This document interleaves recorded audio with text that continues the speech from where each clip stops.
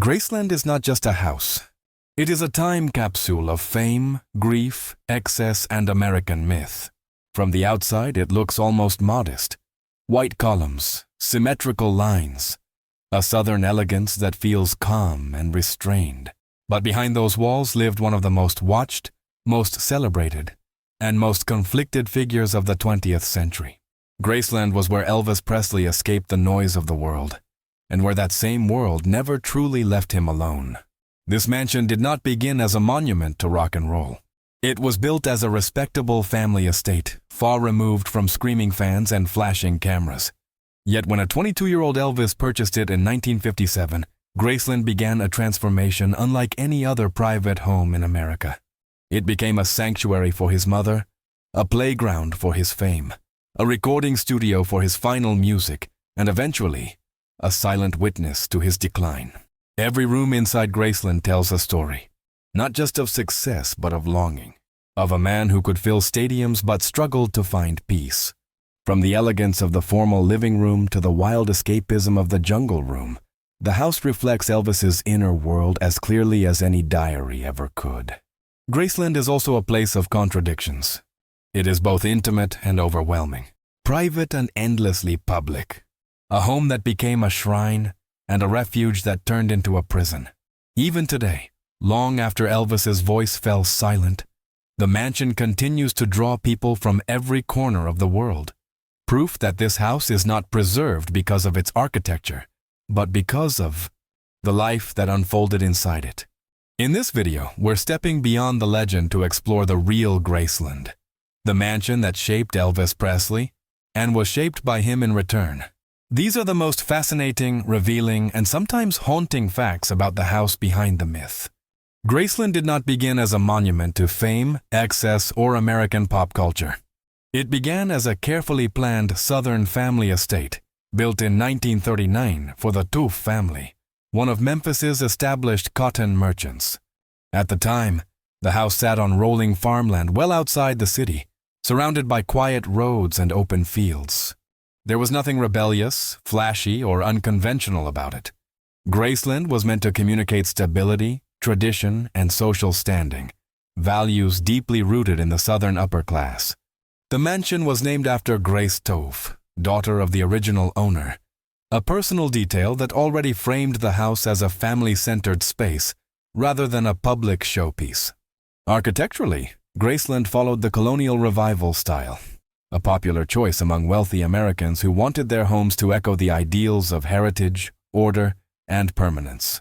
White limestone walls, symmetrical proportions, classical columns, and a formal front entrance all reinforced the idea that this was a respectable residence, not an attention-seeking one. When Elvis Presley purchased Graceland in 1957, he was only 22 years old, barely old enough to legally drink, yet already one of the most famous men in the world. At that moment, Elvis was not thinking like a collector of mansions or a real estate investor. He was thinking like a son. The purchase was driven largely by his desire to give his mother, Gladys Presley, a home that felt safe, dignified, and permanent after years of financial instability. This is where Graceland's story becomes extraordinary. Unlike homes designed specifically for celebrities, Graceland was not created to serve a public figure. Elvis did not commission it.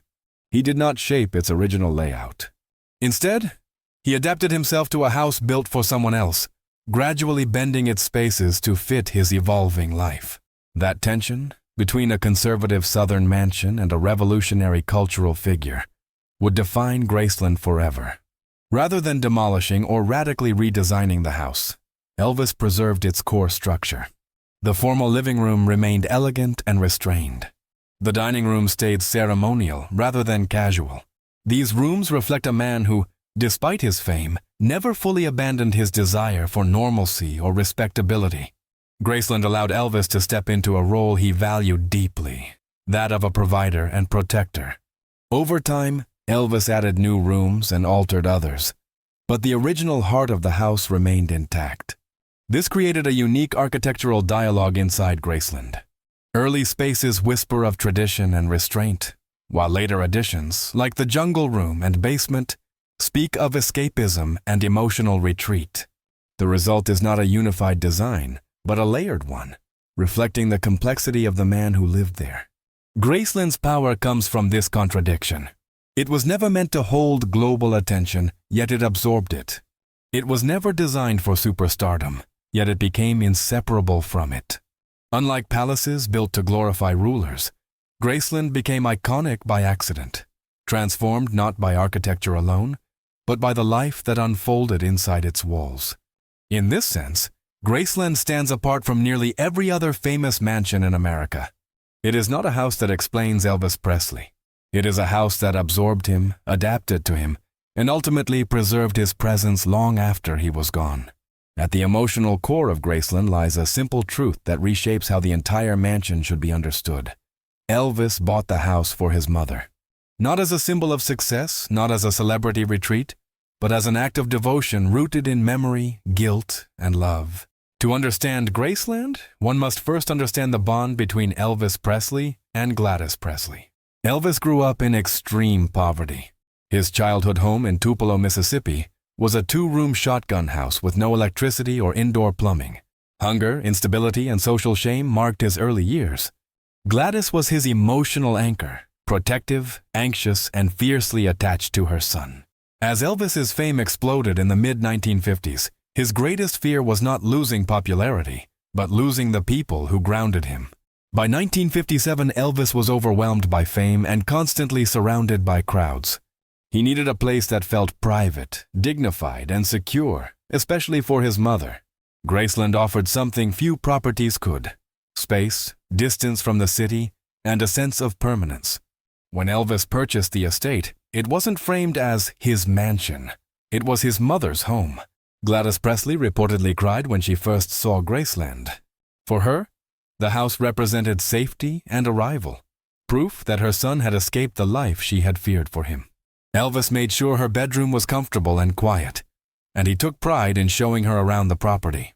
For the first time, she lived in a home where she did not feel temporary or exposed. Tragically, Gladys would live at Graceland for only 14 months. She died in August 1958 at the age of 46, while Elvis was serving in the U.S. Army in Germany. Her death shattered him. Those closest to Elvis described it as the single most devastating event of his life. He blamed himself for not being there. He blamed fame. And in many ways, he blamed the house for surviving her. After Gladys's death, Graceland changed emotionally. Certain rooms, particularly the formal living room, were rarely altered. Elvis resisted redecorating spaces his mother had occupied. The house became less of a celebration and more of a memorial in motion, frozen in parts, evolving in others. Graceland no longer represented a future. It represented a past Elvis desperately wanted to preserve. This emotional shift explains much about Elvis's later behavior at Graceland. He surrounded himself with friends, staff, and relatives, not out of excess but out of fear of being alone. The mansion, originally purchased as a family sanctuary, became a buffer against grief. Its walls absorbed loss as much as success. Gladys's presence never truly left Graceland. Elvis would speak about her often, sometimes late at night, sometimes in silence. Her influence shaped how he treated the house, how he resisted change, and how he anchored himself emotionally to the property. Graceland was not just where Elvis lived. It was where he stayed close to the one person who had always believed in him. Seen through this lens, Graceland is not merely a celebrity mansion. It is a monument to filial devotion.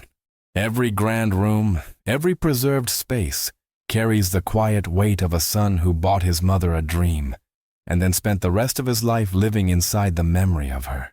The jungle room is often reduced to a punchline, a symbol of excess, kitsch, or eccentric taste. But when examined seriously, it becomes one of the most revealing spaces in all of Graceland.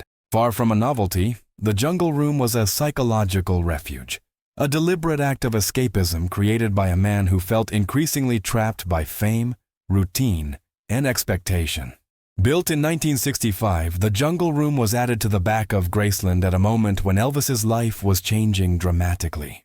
His movie career was declining in artistic fulfillment. Live performances had paused, and his world had become smaller despite his global fame. Rather than leaving Graceland, Elvis chose to bring another world inside it. The room is defined by its Polynesian-inspired design.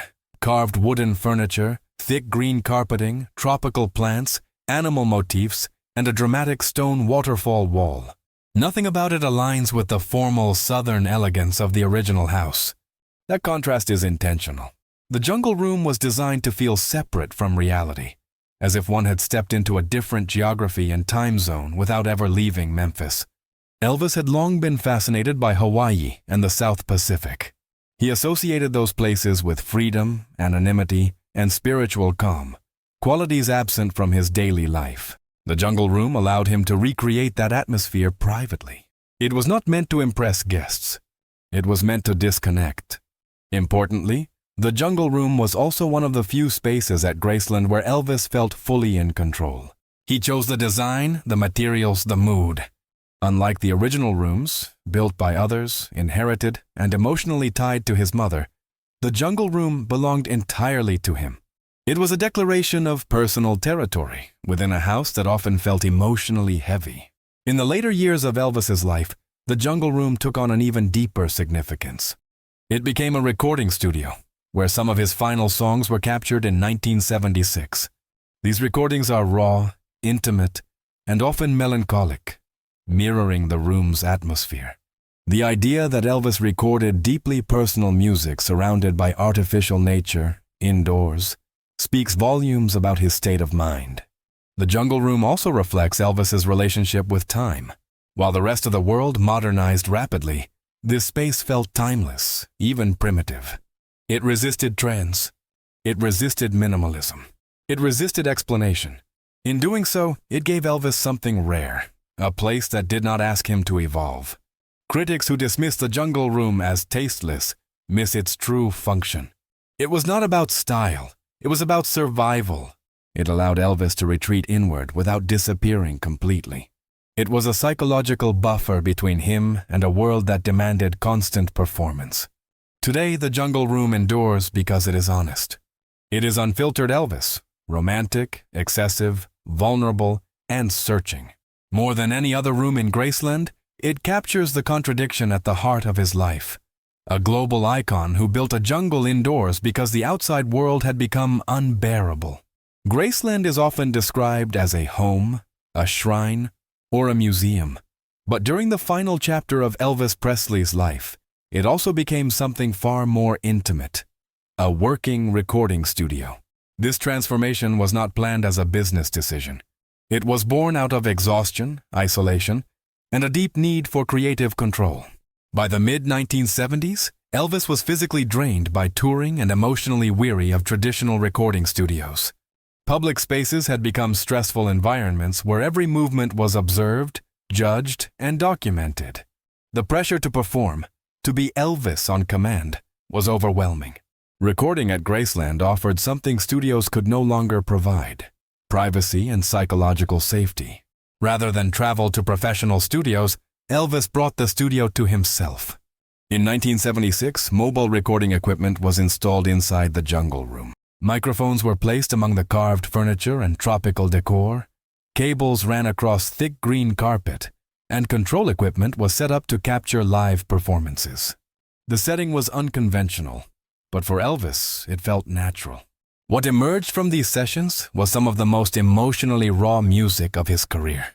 Songs like Hurt, For the Heart, and Way Down carry a weight that feels unmistakably personal.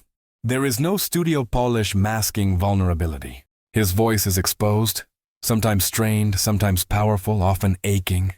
Mansion historians and music scholars alike have noted that these recordings sound less like performances and more like confessions. The jungle room recordings also reveal how deeply Graceland had become intertwined with Elvis's identity. He was no longer separating life from art. The house absorbed everything: his routines, his relationships, his insomnia, and now his music. Recording at Graceland meant Elvis never had to leave the environment that felt most controlled and familiar, even as his world outside continued to feel chaotic. There is a haunting symbolism in this choice. The jungle room was an artificial escape, a manufactured nature indoors. Recording there suggests that Elvis no longer believed he could find authenticity outside the gates of Graceland. Instead, he turned inward, using music to process loss, fatigue, and reflection in the one place he felt emotionally anchored. Technically, these sessions were challenging. The room was not acoustically designed for recording, yet the imperfections became part of the sound. The warmth, closeness, and slight irregularities give the recordings a sense of immediacy rarely found in polished studio albums. In many ways, the Jungle Room sessions feel more modern than much of Elvis's earlier work, because they prioritize emotion over perfection. These recordings would be among the last Elvis ever made. When the album From Elvis Presley Boulevard, Memphis, Tennessee was released, its title directly acknowledged the house itself, not just as a location, but as a creative partner. Few artists have tied their identity so completely to a private residence. Graceland becoming a recording studio marks a turning point. It signals the moment when the mansion stopped being merely a refuge and became a vessel for legacy. Music created there was not designed for spectacle. It was created for release, of emotion, of memory, of truth. In the end, Elvis didn't just live at Graceland. He left his voice inside it. Graceland may be famous for its openness to fans today, but during Elvis Presley's lifetime, it was defined by strict boundaries, none more important than the space where he slept. Elvis's upstairs bedroom was not simply private, it was sacrosanct. Very few people were ever allowed beyond the staircase, and even fewer were permitted inside his personal quarters. The second floor of Graceland functioned as Elvis's psychological stronghold. While the main level hosted guests, gatherings, and controlled social interaction, the upstairs represented withdrawal and autonomy. This division was intentional. Elvis understood that constant access to others eroded his sense of self. Protecting his bedroom was a way of protecting his identity. Even close friends and longtime members of his inner circle, often referred to as the Memphis Mafia, were generally excluded from this space. Access was granted only under exceptional circumstances, and never casually. Elvis maintained full authority over who could enter, when, and for how long. In a life where so much control had been surrendered to managers, schedules, and public expectation, the upstairs bedroom remained one of the few areas entirely his own. The room itself reflected Elvis's need for insulation. It was designed for comfort rather than display, emphasizing rest, darkness, and security. Heavy drapes blocked light, allowing him to sleep during daytime hours due to chronic insomnia. The arrangement accommodated his irregular rhythms and protected him from the outside world, both literally and emotionally. This separation between public and private space also shaped the mythology of Graceland. The second floor has remained closed to the public since Elvis's death, not out of secrecy, but out of respect. It reinforces the idea that while Graceland can be visited, Elvis himself remains unreachable. The boundary he established in life continues in death. Importantly, Elvis did not share his bedroom in the conventional sense of domestic life. Visitors, romantic partners, and guests slept elsewhere. This was not coldness, it was protection. The bedroom was where Elvis was not required to perform, entertain, or explain himself. It was the one place where he did not have to be Elvis Presley. From a mansion history perspective, this is significant. Most famous homes celebrate openness and hospitality. Graceland, by contrast, is defined by controlled access. Its most important rooms are the ones you cannot enter. This inversion adds to its mystique and emotional gravity. Elvis's insistence on privacy upstairs also speaks to his evolving relationship with fame. Early in his career, he thrived on proximity to people. Later, he needed distance. The architecture of Graceland adapted to that shift, not through renovation, but through rules. The house didn't change. The boundaries did. The upstairs bedroom was also where Elvis spent many of his final hours. That fact alone casts the space in a solemn light. It was not only a place of rest, but a place of reflection, vulnerability, and solitude. Keeping it closed today honors its purpose. Graceland invites the public to walk through Elvis's life, but it stops short of his most intimate space. That line was drawn by Elvis himself, and it remains one of the most powerful, unspoken facts about the mansion. Graceland is often photographed as a static place, frozen in time. But emotionally, it was anything but static. The mansion evolved alongside Elvis Presley's inner life, quietly documenting his psychological journey in ways no biography ever could. When studied closely, the house reads like a map of his changing needs, fears, and desires. The earliest spaces Elvis inhabited at Graceland, the formal living room, dining room, and front hall, reflect openness and aspiration. These rooms are bright, symmetrical, and socially oriented. They were designed for hosting, presentation, and dignity. This aligns with the Elvis of the late 1950s, hopeful, outward-facing, eager to belong, and deeply invested in respectability. He wanted to be seen not as a rebel, but as a good son and a successful Southern gentleman. After the death of his mother, the emotional tone of the house began to shift. Elvis became more inward, more cautious, and more protective of his environment. Rather than altering the original rooms associated with Gladys, he preserved them. Preservation became a form of emotional containment, an attempt to keep loss from spreading.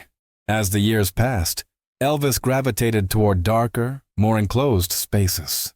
The basement, the TV room, and later the jungle room became central to his daily life. These areas are visually heavier, more insulated, and less formal. They prioritize comfort over image, privacy over performance. This transition mirrors Elvis's growing fatigue with public life and his increasing need for control over his surroundings. The basement in particular represents mental retreat. Low ceilings, dim lighting, and entertainment-focused design created an environment where time could blur. Watching multiple televisions at once, playing pool late into the night, and surrounding himself with familiar faces allowed Elvis to exist without pressure. The world outside Graceland receded. The jungle room marks the final stage of this psychological evolution. It abandons social norms entirely in favor of atmosphere and sensation. Nature is simulated. Geography is distorted. Reality is softened. This was not the choice of a man seeking approval. It was the choice of someone seeking refuge. Importantly, Graceland did not grow upward or outward in dramatic ways. It grew inward. Elvis didn't pursue grand expansions or architectural statements. Instead, he reshaped how the house was used. Certain rooms became emotionally charged. Others faded into the background. The architecture remained relatively constant, but the meaning of space changed completely. This is what makes Graceland so compelling as a mansion.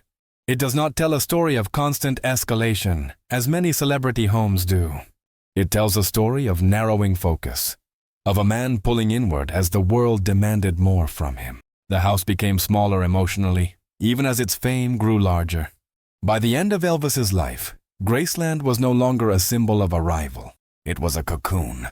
Safe, familiar, controlled, but also isolating. The mansion had adapted perfectly to his needs, yet those needs reflected a life under immense strain. Graceland stands today not as an architectural masterpiece, but as a psychological document. Every room reveals a phase. Every preserved detail marks a moment when Elvis chose comfort over change. In that sense, the mansion is not merely where Elvis lived, it is where his inner life quietly unfolded, room by room. If the formal rooms of Graceland represented obligation and presentation, the basement represented escape. More than any other space in the house, the basement reveals how Elvis Presley actually lived day to day, away from ceremony, away from image, and away from expectation. The basement was transformed in the mid-1960s into a fully immersive retreat. It included a TV room, a pool table area, a bar, and seating designed for long hours of inactivity and conversation. This was not a space meant to impress visitors. It was designed to absorb time, allowing days and nights to blur together without consequence. The most famous feature of the basement is the television setup. Elvis installed 3 televisions side by side, often tuned to different channels simultaneously. This detail is frequently mentioned but rarely examined. It reflects his restless attention, chronic insomnia, and desire to stay connected to the outside world without directly engaging with it. Watching multiple channels at once allowed Elvis to feel informed, entertained, and distracted, without commitment. Unlike the formal living areas upstairs, the basement was emotionally neutral. It was not tied to his mother's memory. It was not associated with public appearances or press photos. This neutrality made it safe. Here, Elvis could exist without triggering grief, expectation, or performance anxiety. The design choices reinforce this purpose. Lower ceilings create a sense of enclosure. Lighting is subdued. The environment encourages passivity rather than movement. From a psychological standpoint, the basement functioned as a containment space, a place where stimulation could be controlled and emotional intensity kept at bay. The basement was also where Elvis spent time with his closest inner circle. Late-night conversations, casual games, and shared silences unfolded here. These were not glamorous gatherings. They were routines, rituals of comfort repeated night after night. In a life dominated by unpredictability, the basement offered repetition, and repetition offered calm. As Elvis's health declined, his use of the basement increased. He slept irregularly, stayed awake through the night, and withdrew further from public-facing rooms. The basement became a holding space between waking and sleeping, between presence and absence. It allowed him to remain awake without needing to function. From a mansion history perspective, this is significant. Basements are often utilitarian spaces, storage, staff quarters, or mechanical rooms. At Graceland, the basement became the emotional center of the house. It was where Elvis felt most at ease, most unobserved, and most himself. There is a quiet sadness embedded in this space. While it provided comfort, it also reinforced isolation. The deeper Elvis retreated into Graceland, the more the basement became his world. It protected him, but it also narrowed his life. Today, the basement stands preserved, its details untouched. Visitors often feel its intimacy immediately. It does not feel like a stage. It feels like a pause. And in that pause, one can sense the rhythm of Elvis's later years. Long nights, muted days, and a constant search for relief inside the walls of his own home. Long before visitors step inside Graceland, they encounter its most powerful symbol, the gates. For millions of fans around the world, the black iron musical note gates are not merely an entrance, they are a boundary between myth and reality, access and distance, presence and absence.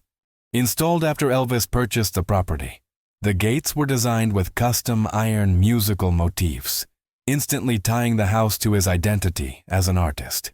Unlike ornate palace gates meant to intimidate or impress, Graceland's gates communicate something subtler. They are decorative but not grandiose. They suggest personality rather than authority. Over time, the gates took on a life of their own. As Elvis's fame intensified, they became a protective barrier, holding back crowds that gathered daily along Elvis Presley Boulevard. Fans camped outside, hoping for a glimpse of him. Some waited for hours, others for days.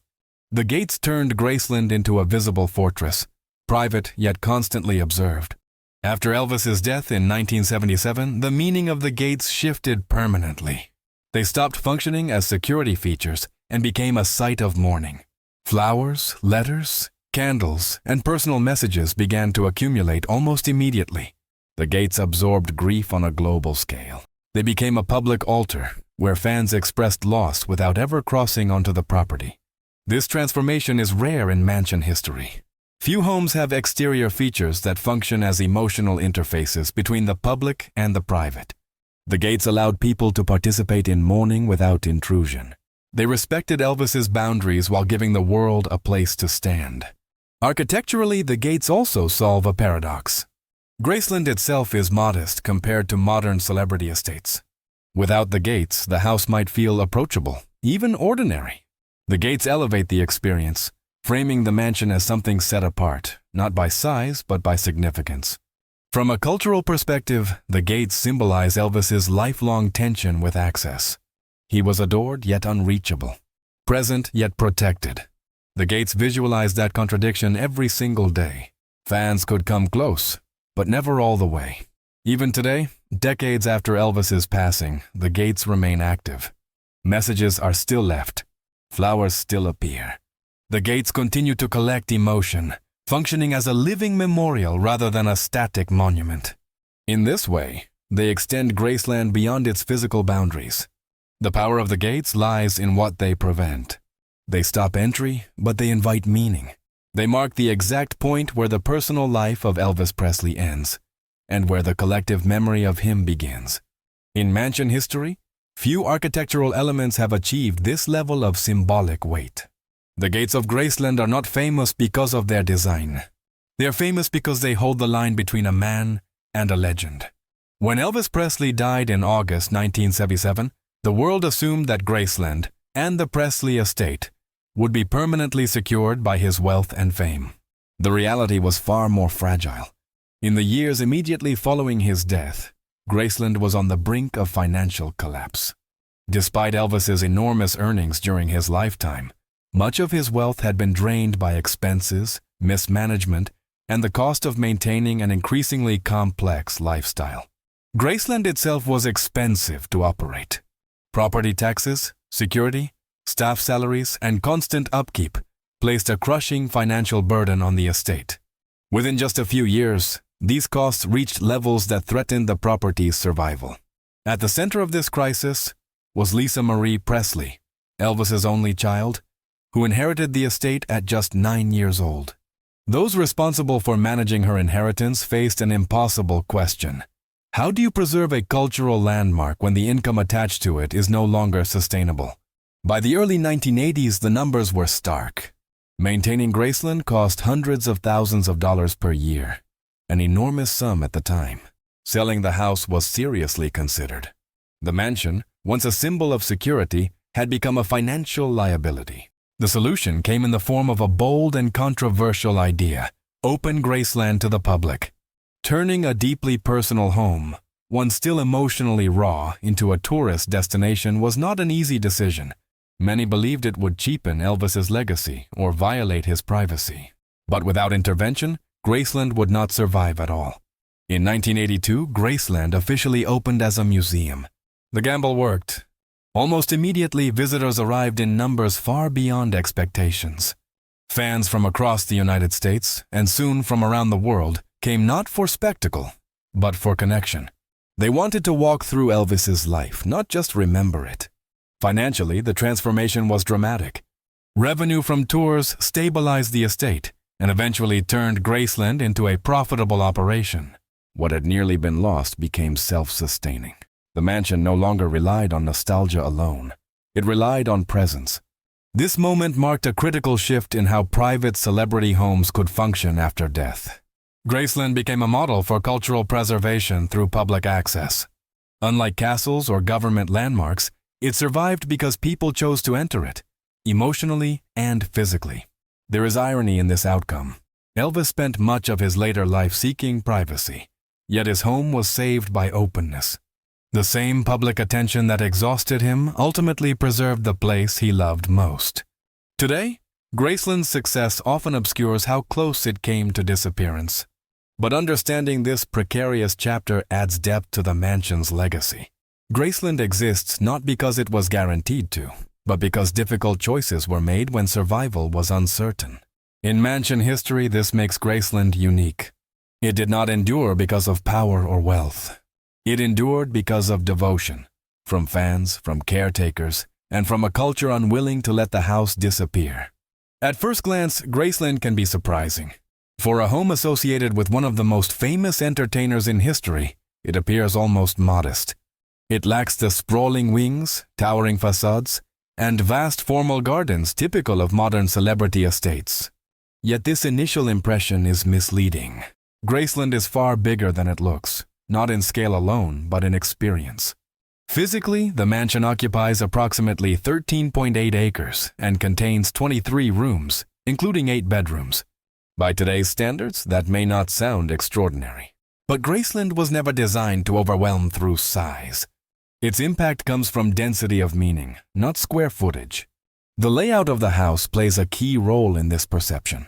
Rooms unfold gradually rather than dramatically.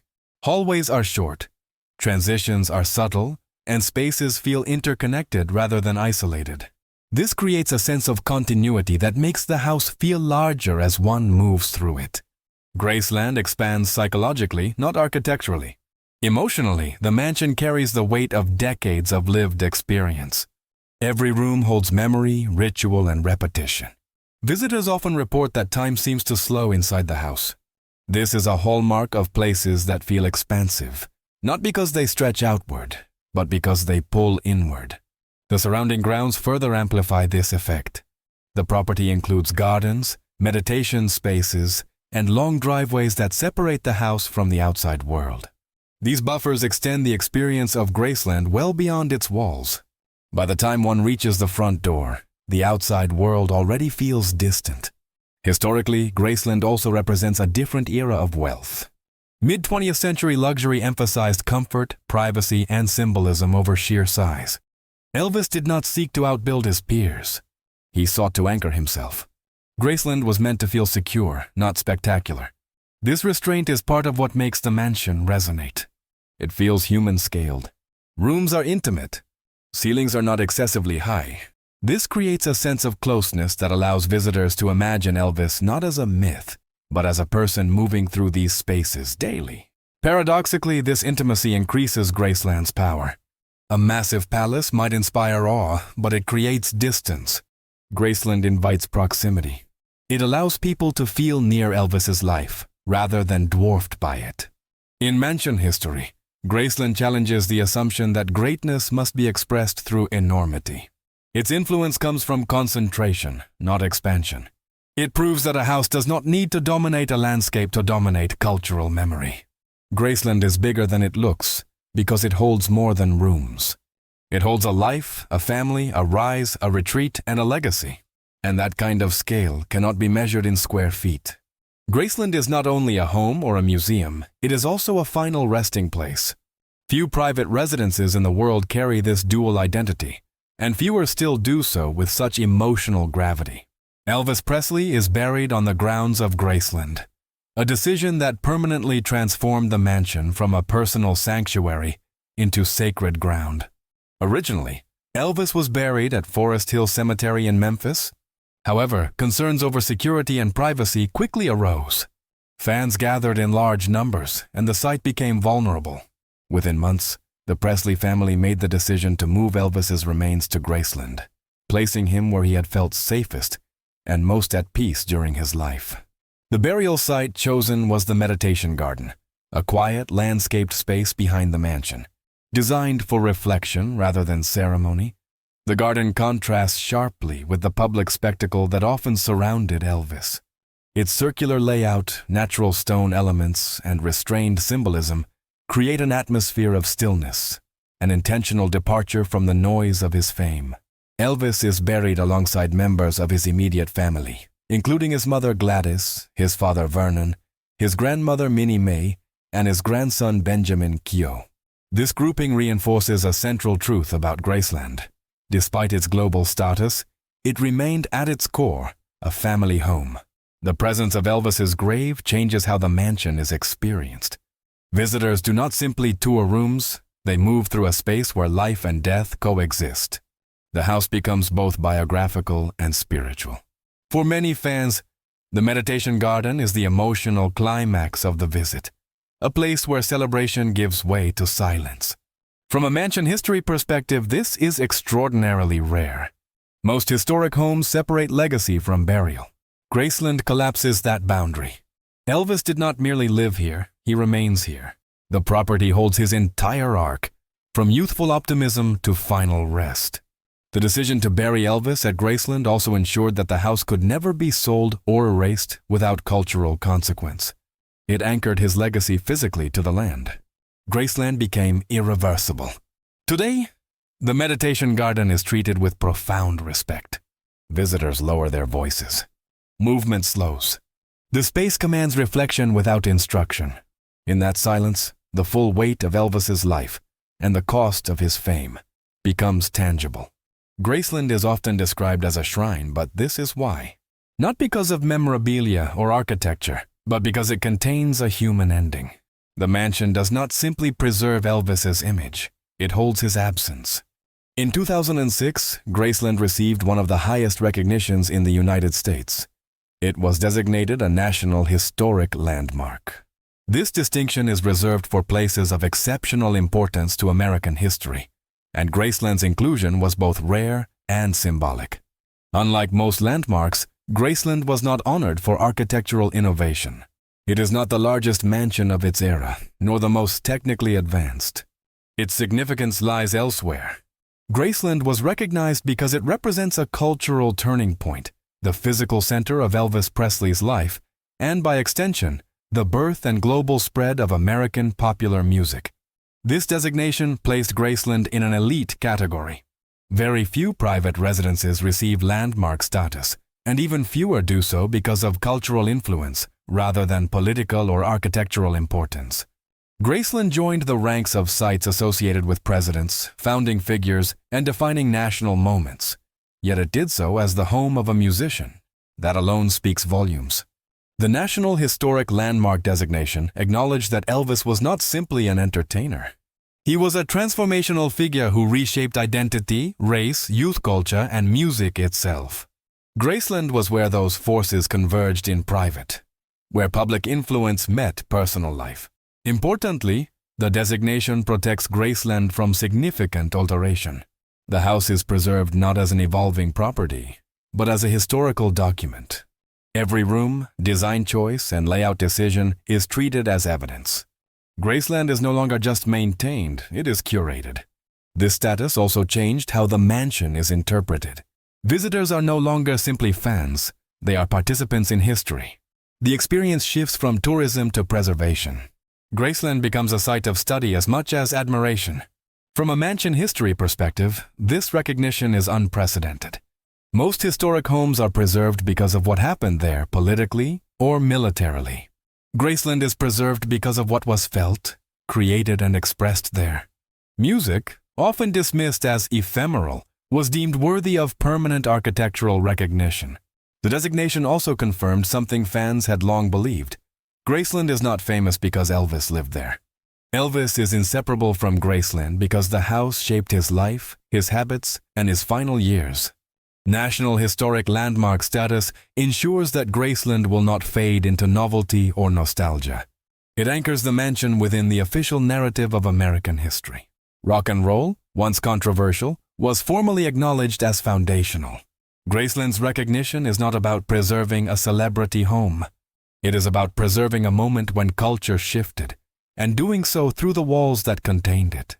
In the final years of his life, Elvis Presley's world grew smaller, geographically, socially, and emotionally. Though he still toured and appeared in public, his time at home became increasingly concentrated within the gates of Graceland. What had once been a refuge gradually became the center of his entire existence. By the mid-1970s, Elvis rarely left the property unless absolutely necessary. Tours were followed by immediate returns home. Hospital visits were brief and controlled. Public appearances outside performance contexts nearly vanished. Graceland was no longer simply where Elvis lived. It was where he stayed. This withdrawal was not sudden. It was the result of years of fatigue, distrust of the outside world, and the relentless pressure of being perpetually visible. Fame had followed Elvis everywhere, but within Graceland, he could regulate access. The gates closed out unpredictability. The routines inside replaced the chaos outside. As his health declined, this isolation deepened. Insomnia, medication dependence, and irregular sleep cycles reshaped his daily rhythm. He was often awake through the night and asleep during the day. Graceland adapted to this pattern. Rooms were darkened. Movement shifted to nighttime hours. The mansion became synchronized to Elvis's internal clock. Social interaction narrowed as well. His circle grew smaller, more controlled. Familiar faces replaced novelty. This was not antisocial behavior. It was self-preservation.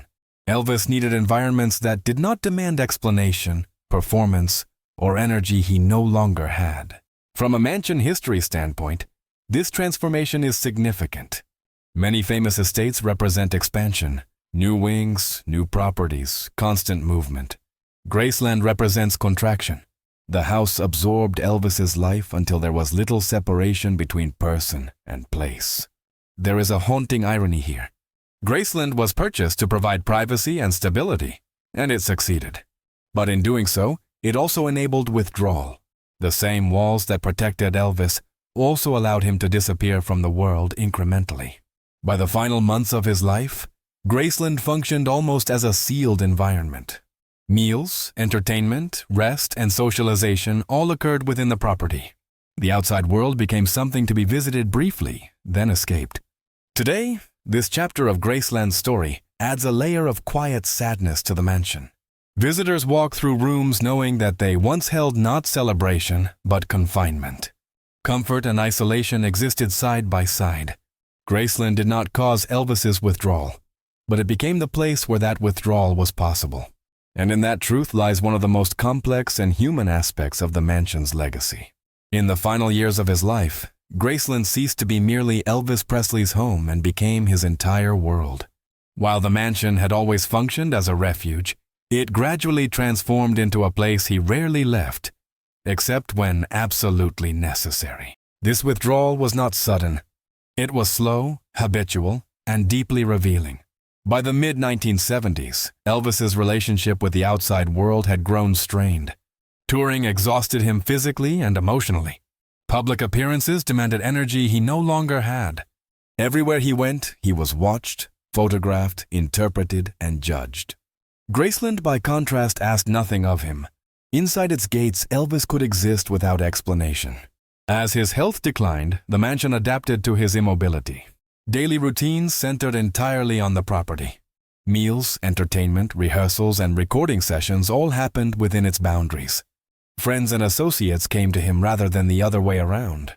Graceland became a self-contained ecosystem, designed to eliminate the need for departure. This pattern of isolation is visible in how Elvis used space. He gravitated toward rooms that required minimal effort. His bedroom, the basement, the TV room. Physical movement narrowed. Emotional movement narrowed with it. The house protected him from stress, but it also insulated him from renewal. Importantly, Elvis's isolation was not motivated by arrogance or detachment from fans. It was driven by fatigue and vulnerability. The world outside Graceland had become unpredictable and demanding. Inside, everything followed known rhythms. Familiar faces, familiar rooms, familiar silence. The gates that once symbolized protection became psychological barriers. Leaving Graceland meant exposure to crowds, to expectations, to reminders of decline. Staying inside meant control. In this way, the mansion functioned as both sanctuary and restraint. From a mansion history perspective, this marks a significant transformation. Homes of powerful figures often expand outward as influence grows. Graceland did the opposite. As Elvis's global reach remained immense, his physical world contracted. The house absorbed his life rather than projecting it. There is a quiet tragedy in this dynamic. Graceland kept Elvis safe, but it also became a place where time stood still. Change slowed. Intervention became less likely. The routines that comforted him also made it easier to disappear from public life without anyone fully realizing how isolated he had become. In his final months, Elvis's world consisted largely of Graceland's interior spaces and the people who passed through them. The mansion became a container for his remaining energy, memory, and presence. Today, this fact adds a layer of solemnity to every room. Graceland is not just where Elvis lived, it is where he withdrew. The walls did not imprison him, but they did quietly close in as his life narrowed. Understanding this final phase reframes Graceland entirely. It was not simply a place he loved. It was the last environment he could tolerate. In the final years of his life, Elvis Presley's world grew smaller, until it was largely contained within the gates of Graceland. What had once been a sanctuary became the center of his existence, and eventually, almost the only place he inhabited outside of touring obligations and medical visits.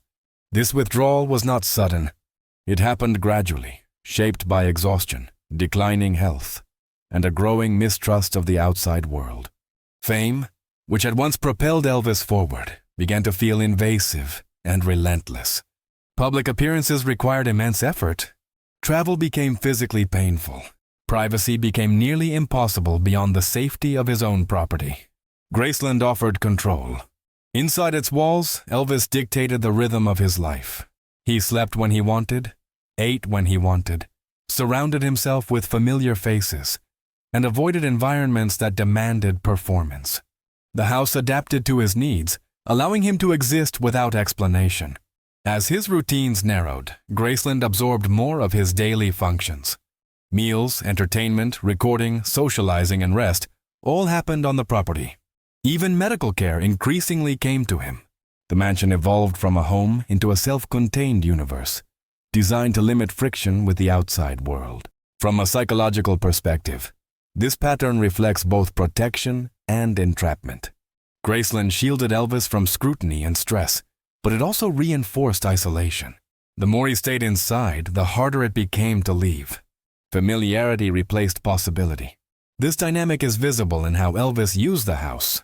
He gravitated toward interior spaces, the basement, the upstairs bedroom, the jungle room, places that minimized exposure and maximized comfort.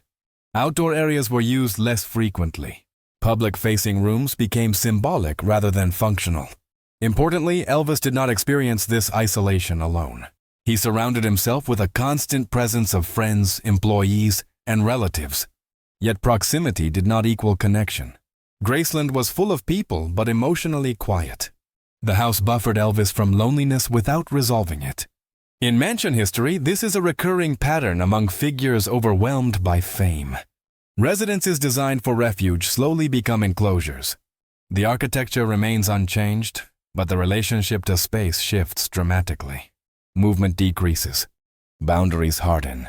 By the end of his life, leaving Graceland required effort and justification.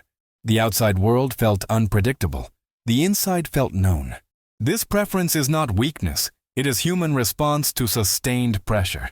But it came at a cost. Graceland, once purchased to create freedom, had become the perimeter of Elvis's life. It kept him safe, but it also kept him still.